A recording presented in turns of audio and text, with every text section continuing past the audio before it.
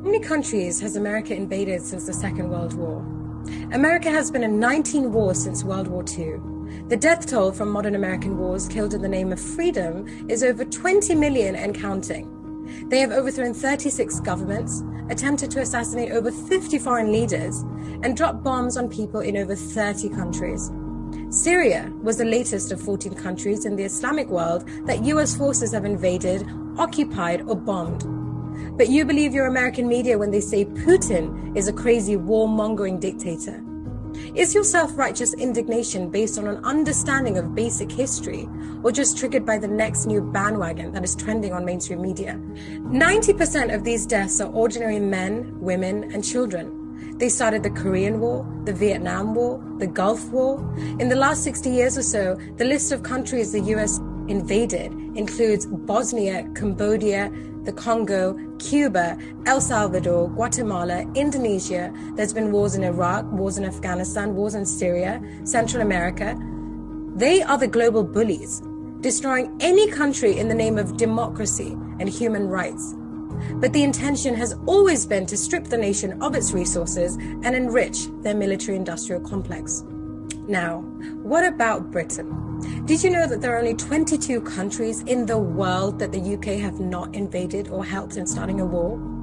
The hypocrisy of the West is an abomination. Where was the sanctimonious outrage when Israeli armed forces bombed and shot Palestinian children armed with nothing but stones? Where was the sense of injustice when George Bush and Tony Blair invaded Iraq? Even after the UN weapons inspector Hans Blix visited Iraq and confirmed that there were no weapons of mass destruction. What a coincidence that Mr. Blix was found dead from suicide. Do any of you actually know Ukraine is not even a sovereign country? The state of Ukraine does not exist.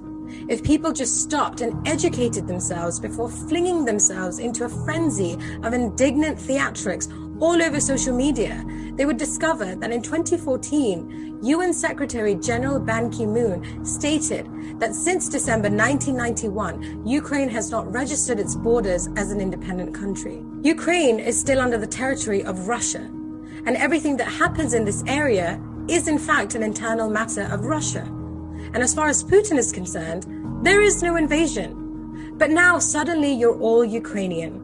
You all stand with George Soros, Hillary Clinton, and Marina Abramovich. Everyone is so used to instant news, like instant coffee and instant noodles or instant text messages, you don't have the patience to step back, to query the historical context of present-day events, to educate yourself on an intricate and complicated ancient conflict.